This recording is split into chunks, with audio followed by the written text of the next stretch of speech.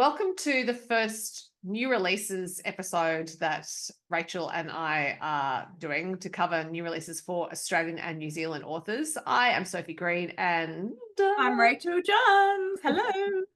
I kind of almost semi-introduced you by using your first name, but I figure people who are listening to this podcast by now pretty much know who we are. Still, Yep. we have to do the whole hello, I am, and otherwise, Hello, goodbye. Yep, all that how do sort of people stuff. know? So I am going to, for this new releases episode only, tell our listeners and watchers why, or viewers, watchers sounds a little bit off actually when I say that. Our viewers, why we wanted to do this. So I have a country music enterprise called Sunburnt Country Music. And for quite a while, I've been doing playlists on Spotify and YouTube for new releases because it's actually really important to artists that people know that new music is out. It helps them get on other playlists. And I know that it can be quite effective, and I know that they really like it. So I'd started to think about new releases for books and whether we could cover those on Dear Rach and Soph. And then Rachel actually put out a newsletter in which she talked about supporting Aussie authors and I think somewhat about the issue of discoverability as well. At least that's in how I interpreted it. So Rachel, if you could actually recap why you wanted to write about that, it would be great. So I had a book out, I'm just looking at the date, almost 2 months ago now. And, it seemed to do really well, and it did sell, very well in Australia in terms of what currently sales are. That made it like number one week in Australian fiction and number two in another. And so I had lots of people congratulating me and all that kind of stuff, which was lovely. But what I noticed in that release week is that the fiction charts in Australia are now dominated again by international authors rather than Australian authors. And it feels like this used to be the case 10, 15 years ago when I first sort of got published. And then Australia sort of had a revival of the Australian publishing industry. That's probably the wrong word, but I mean, suddenly there was lots of Australian authors and local content being published, and Australian readers were getting behind it, and it was fabulous. And then basically, Book Talk came along, and I love Book Talk. I've enjoyed lots and lots of Book Talk videos, and I've seen an influx of new readers because of Book Talk. Can't say that today. And also in bookstores, I'm seeing romance, have a platform which didn't have before. So all this is fabulous. But on the other side of that, there's always pros and cons of everything. It means that the majority of books, because Book Talk is a global platform, and basically, I think you used the word, what term did you use recently? I use the term cultural imperialism. Yes, exactly. Basically, we're mostly seeing US, a little bit of UK, but it's mostly the US dominating, surprise, surprise, again. And so the week that my book came out, 6 books in the top 10 were Rebecca Yarris's, and there was only one Australian fiction author in the top actual fiction. I was in the top Australian fiction, but in the actual fiction overall, there was only one Australian author, and that was Leanne Moriarty, who is also huge overseas. So I just put a bit of a call out onto my newsletter, not to say, woe is me. I'm really still quite relieved and happy with my sales, I feel like, considering what's going on out there. But to show that unless we support Australian authors, because it's really hard to see them currently, it's hard to see them online because the bigger international books are, being pushed by book talkers and other people on certain platforms. And it's also, they're taking a lot of shelf space in our stores. And that's understandable, bookshops, book retailers, department stores need to make money and stuff. But it's making it really hard for Australian authors, especially sort of debut and emerging authors, to, build a career, I guess. Have I explained myself well enough?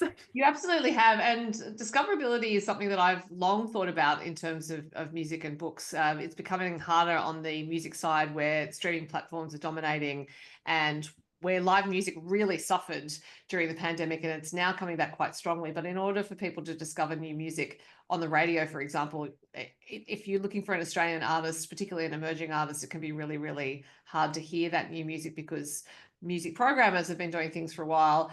And while radio stations still exist and they support music, because there are music focused stations, I think it's fair to say that book coverage on general radio stations is probably not what and not just radio, like yeah, coverage in media, widespread media. yeah, and People so are getting their information from socials instead, right? yeah, the channels for traditional promotion of books are shrinking and rapidly, and also changing what they're doing. So yeah, socials are the place to find information, but even that can be risky, and that's part of why you and I have both started. And I think the thing is the socials do skew to international authors purely because the number of people in the population and things like that. So it's, you know, even the social media, we're all told as authors, you know, be on Instagram, be on Facebook and build your platform and stuff. But it's, you know, that's just, you know, not neat. It's hard basically, and it's not necessarily gonna help you crack through. So we were trying to do something that maybe would a little bit help towards it. Because it's,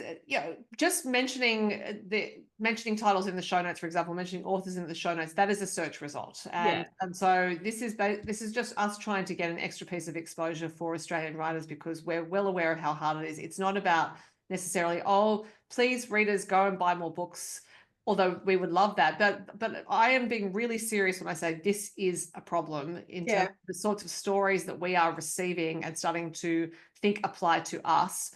Just because we speak English the same as other countries doesn't mean that those stories are applicable to us or tell us anything about ourselves. And we need Australian stories in all forms to be prominent in this country. And in lieu of governments putting in quotas for certain things, this is what I'm doing. So, so let's do it. We are going to share with you the Australia, or not all of them, because we put a call out, right? Yeah, and we did put the ones what we know about. These are the ones we know about. Yeah. And some of the advanced reading copies that we've both been sent as well. So, but yeah.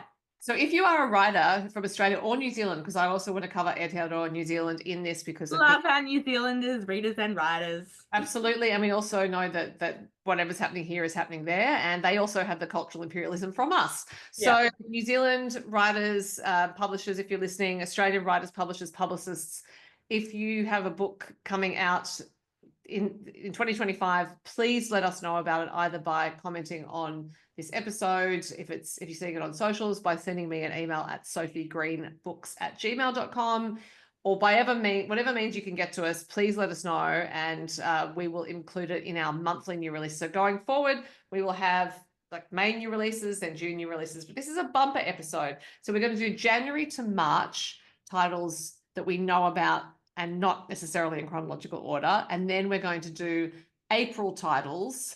So I think, Rach, you're going to start us off with some books that are from the January to March sector. So take it away. I was going to say, grab a drink or put your sneakers on, because it's going to be a while. We only got a lot of books to cover. Yeah. Okay. So in January, we're starting with a book called Family and Fortune, a historical fiction novel by Pauline Wilson, and she's indie published. It came out on the 12th. This came out on the 12th of March. Already I've made a mistake. I guess they're not all January at the... No, that's why I said it's not in order. We're not in order. All right. Do you want me to start again? Hang on. I'm just going to pull. I feel like this is show and tell from school. Remember show and tell? I love show and tell. Anyway, my first show and tell book is Claire Van Rin's Where the Birds Call Her Name, which came out recently. And it's a dual timeline. It's part of it is set in Broome, and another part of it is in Tasmania. So two beautiful parts of Australia. I think there's birds in here, since it's called in the title and also on the cover. And it's apparently a moving and evocative new novel by the best-selling author of The Secrets of the Huon Wren. I don't know if I said that right. And it's published by a bird, Penguin. It is published by Penguin. And I'm going to give us a little plug here for my online book club, because we're doing this book next month in April. So if you want to join us, just find Rachel John's book club on Famous on Facebook, and yeah, we'll have a chat about that soon. So I haven't read it yet, but I'm looking forward to. And we are going to mention publisher names just because it's an anthropological exercise in part to see what's coming out from which publishers, because the writers amongst us may find that interesting too. Okay, the next one I have is also a March release. And I just love this cover. Sorry if you're listening. It's called Unbury the Dead, and it's by Fiona Hardy. And I love the tagline, "They messed with the wrong woman." And here's a tiny little glimpse to it. Best mates Teddy and Alice are hired hands with flexible moral boundaries. Whatever the mess, they can be relied upon to fix it with no questions asked. But sometimes it's not as simple as cleaning up. So that sounds really intriguing. It does. And so that's the end of show and tell for this That's sector? the end of show and tell Okay. for March. Yes. Right. So listeners / viewers, and whenever I say the word viewers, I feel like Paul Hogan on the Paul Hogan show. So basically for this episode, I put together a whole list of the titles we're going to talk about and some blurb things, but it's not necessarily in order, as I said, for January to March. So you might hear me and Rach scrambling around our list because she's already mentioned 2 of the titles on the list. So if you hear us go, oh, we've talked about that one. We'll That's try our best not to repeat ourselves. because I have no template for putting together this show. So there we go. Here we are with some other titles. So Do the next I few. will now alternate talking about these new titles. So the first one to mention is self-published. It's by Pauline Wilson and it's called Family and Fortune, and it is historical fiction. Came out in the middle of March.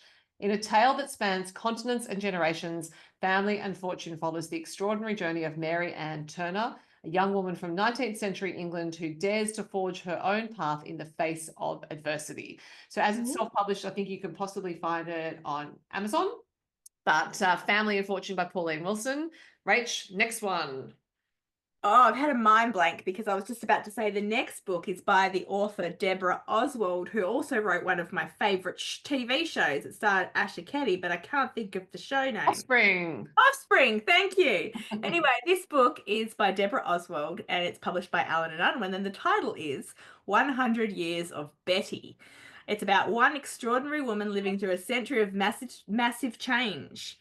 So it's about Betty, a storyteller, a feminist, eternally curious and phenomenally old. On the eve of her 100th birthday, Betty tells us her story.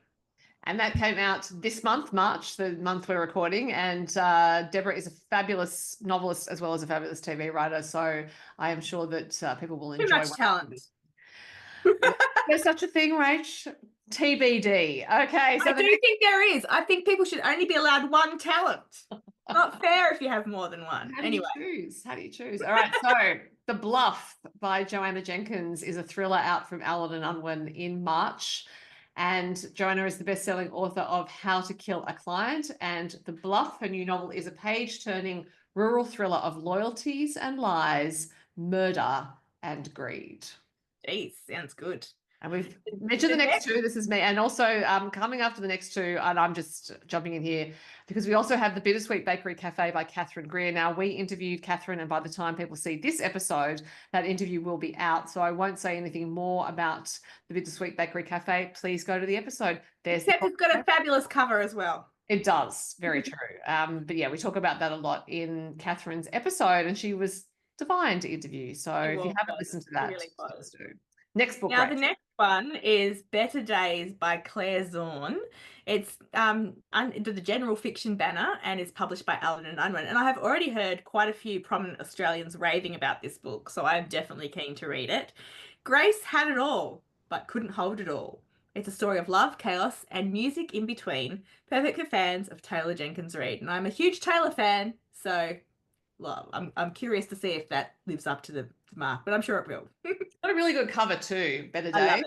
Yeah, so we're going through these titles pretty quickly, but if there's something that pings your interest, you could obviously like rewind to that point and listen to it.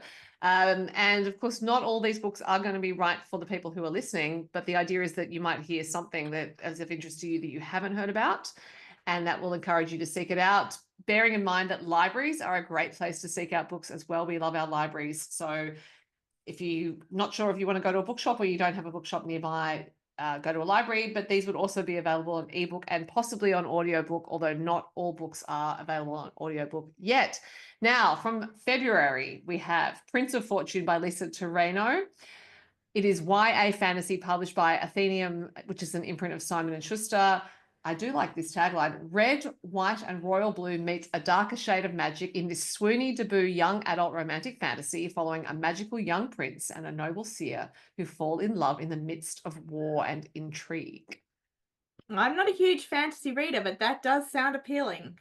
And I'm also going to do the next one because it's an Hachette title. So by day, I work for Hachette Australia. And the next title, Gunawa by Rach Soph, is a crime novel which came out in January. And the tagline is "The weather is hot, but the body in the Murray River is stone cold." A captivating and compulsive crime thriller about guns, drugs, and a young woman dead on the money. Now, my mother has read this book. I call my mother the hard marker when it comes to books. She loved it. Oh, excellent. She's an eclectic reader, so she's not someone who just reads by genre. She will read things if the story sounds interesting to her, and she was really impressed by this. So that's Gunawa by Rach Soph. And I'm going She must love you. I was going to say, she must love you working in publishing, Sophie, if she's a reader. She does, but she generally takes herself off to her local bookshop and buys books. And so I am not feeding my mother that many. You're not her book dealer. I'm generally not, actually. I'm going to keep going because the next two titles are from Hachette. And Mandy Beaumont wrote The Thrill of It, which came out in March. And this was a really interesting setup because it's based on the granny killer who was killing elderly women in the suburb I live in several decades ago. So it is historical crime, and it is described as a masterful and explosive crime novel that explores the mind of a killer and the power of a granddaughter's love. Now, Mandy has been Stella Prize longlisted, and she is quite a character, and she has a really firm command of her storytelling. So The Thrill of It by Mandy Beaumont is out. Sounds good. We also had in March a literary novel called The Clinking by Susie Greenhill. Susie won the Rachel Prize. So the Rachel Prize is something that's been going for a decade. It is in collaboration with the Emerging Writers Festival.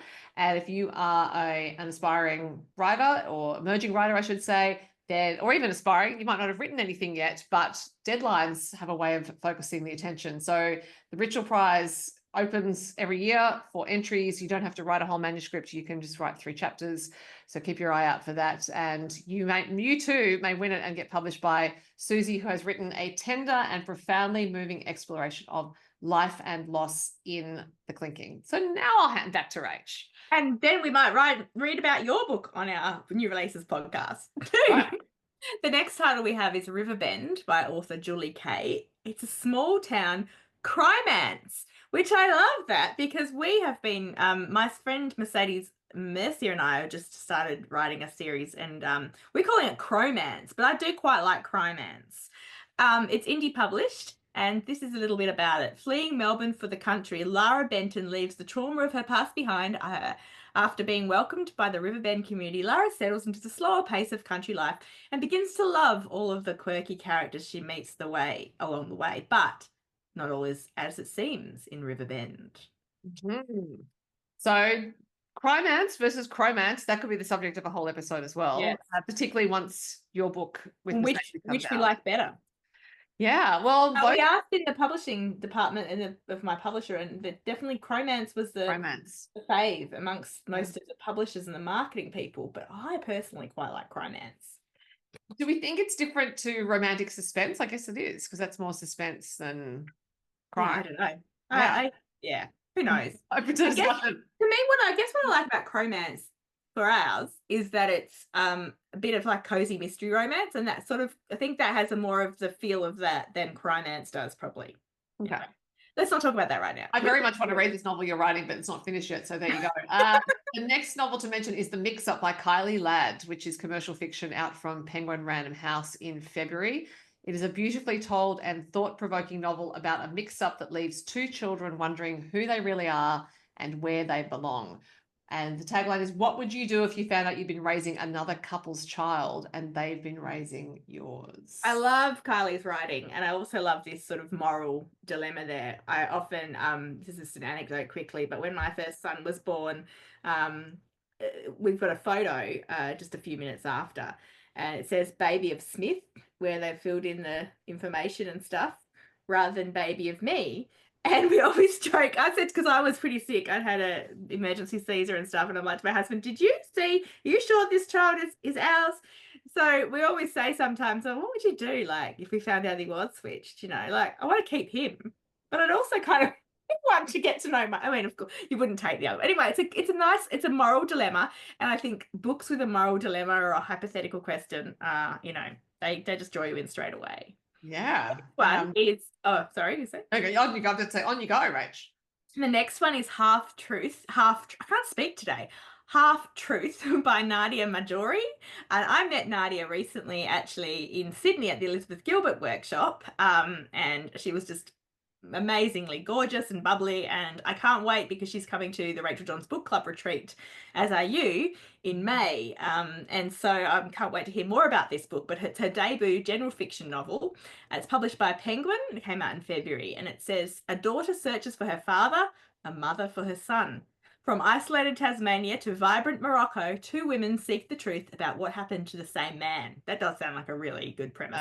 That's a really good premise. And I should say the reason why you might be having trouble speaking, not that I think you are, but I'm feeling a bit the same way, is we've actually, prior to recording this, recorded for about an hour and a half a different episode. So we're dedicated. We're dedicated. We're committing ourselves here to the cause because we have to fit in the recording time when we can. It is a Saturday afternoon going into evening where I am. Saturday afternoon for Rach, telling you the behind the scenes stuff just to give some context. So if we fumble our words, it's because we're a little That's why. It's not because we're drunk. That's right. We wish we were. No, it's joking.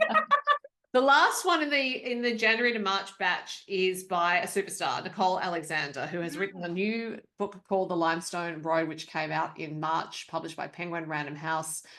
And Nicole has written 12 novels before this one, including The Bark Cutters, Wildlands, River Run, Stone Country, The Last Station. Sorry, I think The Limestone Road is number 12. And the description is, from the deserts of Egypt to the rolling hills of South Australia, The Limestone Road is a captivating novel about one soldier's courageous journey home. I'm quite sure amongst our listeners/viewers there are many Nicole Alexander fans, but you may not have heard about the new novel because of the reasons we mentioned at the top. So if you haven't heard about it yet, it is out now, The Limestone Road. And we are now going to move on to April title. First, I'm going to say one more thing. I'm going to say that I'm loving that a lot of these novels, they, as well as being set in Australia, they also take us to exotic places around the world, like Morocco and Egypt. So, fabulous.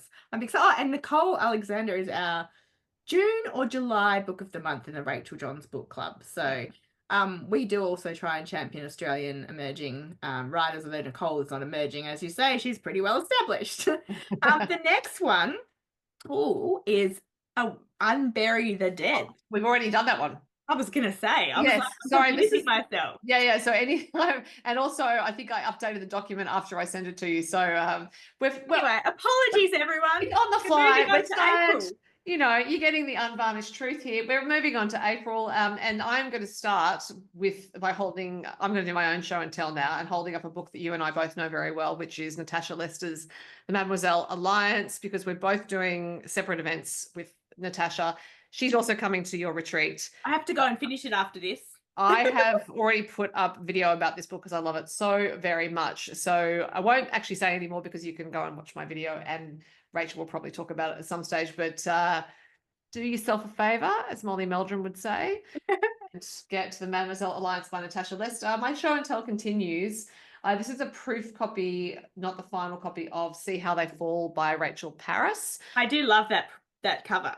Rachel is from Aotearoa, New Zealand, and this is a novel for those who are missing Succession on television. So it's great it hooks you in.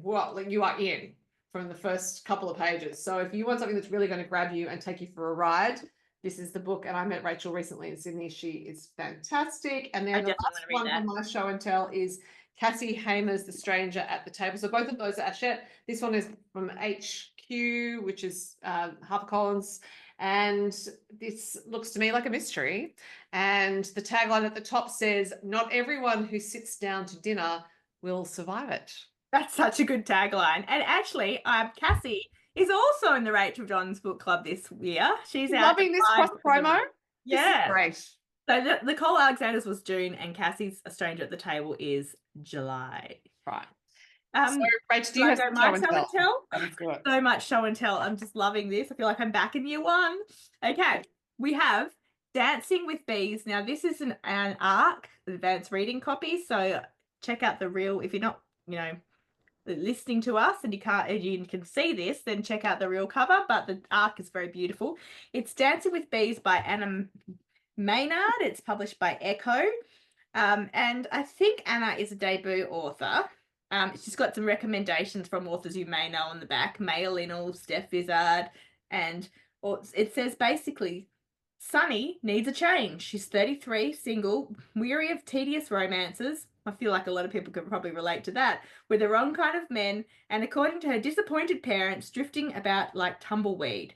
Her former high school crush, orthopedic surgeon, might be meeting all her physical demands and requiring a subtotal of 0 emotional headspace, but what about the rest of her life? So that sounds like a lot of fun, and I'm curious about the bees aspect too. Shall I continue my show and tell? Let's do that. Let's Again, make a I show and have, tell oh, segment. good. This one is an advanced reading copy, but it does have the cover on the back. So it's Barren Cape by Michelle Prack, a South Australian author. It's coming out in April, as we've said, and it's published by Simon & Schuster. I love the tagline on the front is, her last resort will be her first mistake. And on the back it says, an abandoned resort seems the perfect place to hide. But is Barren Cape a refuge or a trap? I love the idea of an abandoned resort. So that sounds... I stayed in a resort once for a work thing that feel abandoned. Felt like it was abandoned. I kept saying, I swear it had been a golf course. Were you the only guest? Well, yeah, kind of. And it was kind of a relic of the 1980s. And I remember saying to my colleagues, I swear there are bodies buried under the 12th green. Because well, maybe Michelle stayed there as well. And she got the idea. Maybe. Barren Cape. It was an unusual experience. Anyway, what's next? Now, next, again, an advanced reading copy, so I don't have the cover, but this book's, I've heard a lot already about it. Consider Yourself Kissed, great title. It's by a debut author, Jessica Stanley. I'm pretty sure she's debut, and it's published by Text. And this is the sort of tagline at the back: mother, writer, worker, sister, friend, citizen, daughter, sort of wife. If she could be one, perhaps she could manage. Trying it all, she found that she was none. And it's an honest, entertaining, and intelligent portrait of a woman in love. Consider Yourself Kissed will capture your heart. They're calling it a literary love story. Okay. And I'm still going. Oh. Thank you to all the publishers for sending me these books. I just wish I had more time to read. So, gorgeous cover from the latest by Kate Nunn called The Palazzo, which is published by HarperCollins. And this says it's a stunning new novel from bestseller Kate Nunn for all fans of Lucy Foley, who had a huge hit with The Guest List and lots of other books, and The White Lotus. Have you watched The White Lotus, Sophie? I watched one episode. I don't actually watch a lot of television. Neither do I, but when I watch TV, it's usually on planes, aeroplanes. Actually, that's where I saw it. While I'm eating, because when I'm not eating, I'm usually reading a book or, Yeah, that's just reminded me I saw it on the plane to the States, yeah. Yeah, and so I did watch pretty much the whole first and second series back and forth on planes. So I did enjoy it, the first one especially. So I think this will be a really good read. It says on the front, they're all killers, but only one will resort to murder. I have read some of Kate's previous novels, and she is a lovely writer. So. Yes, we did one of hers in the book club as well. Yeah. Still going with my... Oh, look, keep going. Make me jealous. You've read this book. I have read that. So Rach is holding up Miss Caroline Bingley, Private Detective by Gardner and Sharmini Kumar. And I gave a quote for it. Actually, they may not have ended up using it, but I've got the arc, so I don't know. This is one for the Jane Austen fans who would like sort of a world continuation. So Caroline Bingley is a character from Pride and Prejudice, and she has her own life in this, and it's written in an Austenian style that I really enjoyed, and I don't think excludes people who have not read a lot of Austen or are not necessarily fans. So it's just a really great historical crime, and set in London, and got a great cover too. If you like the first couple of pages, so if you pick it up in a bookshop or a library and you're reading the first couple of pages to get a sense of it, if you like the first couple of pages, you will like it. There's a missing maid, a murder most foul. Yeah. All right, and I have one more by my fabulous friend Sarah Foster. This is again the advanced reading copy, and I'm going to her book launch soon. It's called When She Was Gone. Was she taken or did she run? And I have heard Sarah talking about this in the writing process, and I'm very intrigued. It's about a powerful family and a cascade of dark secrets and one woman intent on the truth. 20 years ago, Rose was denied the chance to know her daughter Louisa, but now Louisa and the two small children in her care have vanished from a remote Australian beach, and Rose, a former policewoman, might be the only one who can save them. So sounds fab. And also, like, it might be a nice location with the Australian beach. And I hadn't quite finished my show and tell. What I did then, listeners, was magically run off by pausing the video and get a copy of The Distance Between Us. Sorry, The Distance Between Dreams by Emily Paul, which is published by Fremantle Press. The reason why I didn't have it with me is because we're actually going to be talking to Emily and I've been reading the book. So it was in a different room. So there will be more to say about Emily and her writing in a separate episode. So I won't talk about that book now. That's what it looks like. So Back to the list, Rach. Oh, this is going to be fun now because we have to make sure we don't miss anyone's, but we don't double up on ones we've already said. So I'll start with I Knew You Were Trouble by the lovely Sandy Barker, who came to the first book club retreat. So you wouldn't have met her, but she's coming to this one. So you'll meet her soon. Her book is a rom-com published by Boldwood Books. And it's the fifth and last installment in her Ever After agency rom-com series. That's a mouthful, but I don't think you need to have read all the previous ones. I think they each stand alone. This says Kate Whitaker has always believed in love, but when a stranger named Willem shows up on her doorstep, the news he has to share isn't as exciting as his godlike looks might suggest. He's come to tell her that Kate's fiance is also engaged to his sister. Whoops. Well, cads abound is all I can say. The next one to mention is The Prospect by Fleur MacDonald, and I have done a diabolical thing and not put any details about who has published this book. I know who published it. Who published it, Rach? Publishing it. It's HarperCollins. Thank you for filling that in. And it is the fresh and exciting new crime series from the best-selling author of the Detective Dave Burrows series for all fans of Jane Harper, Danuka Mackenzie, and Chris Hammer. Excellent. I'm just looking up another publisher for one coming up. So I was just distracted there and didn't realize to finish. But I shall read the next one, which is Black Silk and Buried Secrets by Deborah Challoner. Hope I'm saying that right. They're all HarperCollins because what I've cleverly done on the list is actually put HarperCollins at the top of this section. Okay. You see, I've done anything like using I've just looked that up and discovered that. But anyway, nice. So Black Silk and Buried Secrets is published by HarperCollins and it's written by Deborah Challoner. It's the second riveting historical fiction novel in the Taddy Crow series, a sequel to Black Silk and Sympathy. Don't know if you need to have read that one already, but it's for fans of Jackie French, Tia Cooper, and Kirsty Manning. So I have put some children's books in these lists because some writers contacted me to let me know that they had written some children's books, and I'm quite happy for us to talk about children's books. Love children's books. So the next book to mention is actually by someone who has written books for adults, Josephine Moon. Some of you will know her books very well, and she now has a middle grade series coming out from Penguin Random House on the 15th of April. And it is Millie and Stella, Best Friends Forever, the first title from the Lost Ponies series. And the description is, join best friends Millie and Stella for a week of friendship, adventure, and a little bit of mystery. This is the first book in an uplifting and inclusive series that celebrates friendship, family, neurodiversity, creativity, and a love of animals and books. And Josephine is, as many of you would know, the best-selling author of The Tea Chest. Sounds fab. And I'm sure we have, listeners who have children or grandchildren or are teachers. So, yes, it's great to be able to celebrate upcoming children's books as well. So the next book is by someone who was at a dinner with us the last time I was in Sydney, I think. Susanna Hardy, it's her second book, and it's called, I love this title, My Hot Housemate. Right, isn't it? Yeah. That doesn't make you want to read it? It's a rom-com published by Hawkeye Publishing, and the tagline is an insufferable housemate and her toughest acting role yet. So it's about an actor who's living with someone who she can't bear, and I think that sounds like a lot of fun. Close proximity, we love. Yeah, and enemies to lovers. So the next one is a KDP or Kindle title by Karina Vega, who is also from Perth, Western Australia, where lovely Rachel is from. It is a dark romance with a tagline, bold romance beyond boundaries. And the title is The Strength of Dark Love. Now, I would imagine since it's published by KDP, it's probably on Kindle Unlimited. So if you have a KU subscription, you may find it there. But a lot of people do like dark love. And I did see that on Karina's website, she has put the tropes and the trigger warnings. So you will be advised before you go into that novel. Okay, the next one is also a romance, Rach. Yes, it's a workplace romance. It's indie published by Vicky Hilton, and it's called, I love this title, Ice to meet you. How clever is that? It's a slow burn, opposites attract, workplace, reverse, age gap, romance. Geez, that's a tongue twister. I mean, but anyway, if you got that. It's French. It's part of the series French Kisses, and it's book 2. Yeah.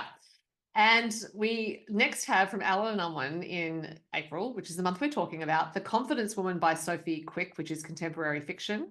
It is a fresh and darkly funny debut novel about blurred online identities and striving for success or just security in a rigged system. It's perfect for anyone who's ever enjoyed a good scammer story. And I think we can confidently say a lot of people love a scammer story, given how many documentaries and news stories and whatever about scammers. So the Confidence Woman by Sophie looking forward. I need to read that one. Yeah, I think it sounds great.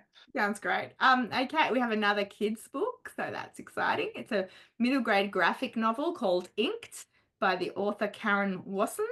It's published by Hardy Grant Publishing. And it's a brilliantly funny Australian graphic novel about frenemies, friendship, and a talking octopus called Otto. I'm in. Now, if you've not seen that Netflix documentary about my octopus friend, teacher or something. Yes, my octopus teacher. Thank you. Fascinating. So, talking octopus, based on what I saw in that documentary, does not seem out of the realm of possibility. Just saying. Graphic novels are becoming really, really popular.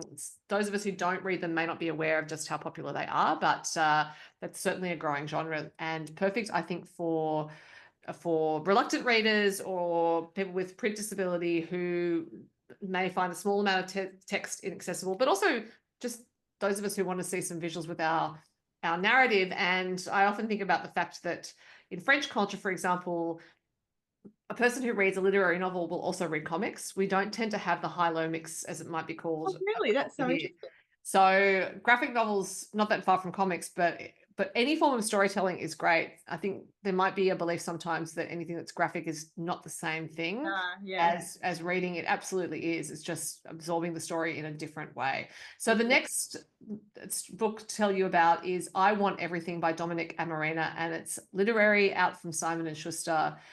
And the tagline is, it starts with a lie, one small lie to get everything he wants, but one lie leads to another and another. Caught in his own web of deception, how can he recognize the truth? And what is it going to cost him? I've heard a bit about this and seen the cover, and I definitely want to read this too.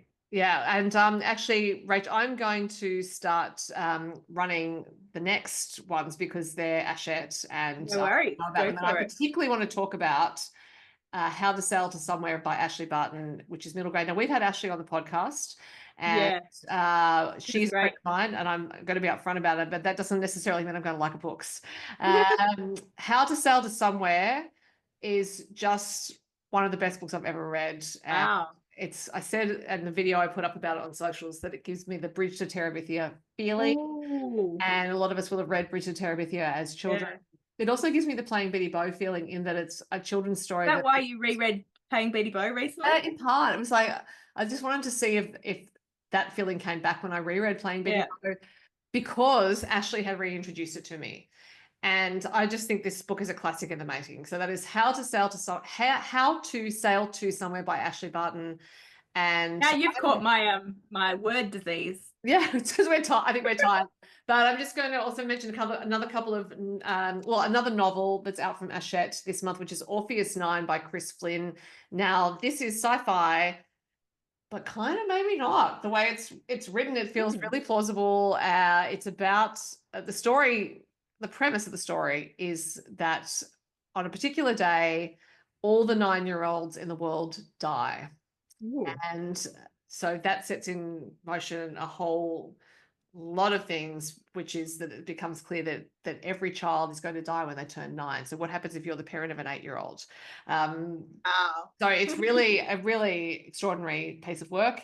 And if people like sci-fi or they just want something really thought-provoking, they can go out and get that. Chris is the author of Mammoth, which was critically acclaimed and beloved. So, and I'm also talking to you, Rach, scrolling through the titles that we have left. And I think we've actually, that's the last one. I think we've covered them all. Yep. Yeah. Between our show and tell, I think we've done it. So that was a bit, off the cuff, on the fly. It is the first time we've done this sort of episode. It'll be more structured, I think, when we do it the next time, but this has come together pretty quickly that we wanted to do it. So as I'm going to reiterate, if you are an Australian or New Zealand author with a book coming out in the rest of 2025, please let us know, or let me know in particular, as I put together these lists, and we would love to include your new release. We do have some publishers sending us information. If you are a publisher or publicist listening to this, watching it, and you would like us to know about it, please let me know. If you would like us to hold up your book on screen, send us a copy. I can give you a postal address. So we're going to leave it there. Rach, as ever, a joy to see you. You too. Thank you so much, and happy reading. And happy reading to everyone. Bye.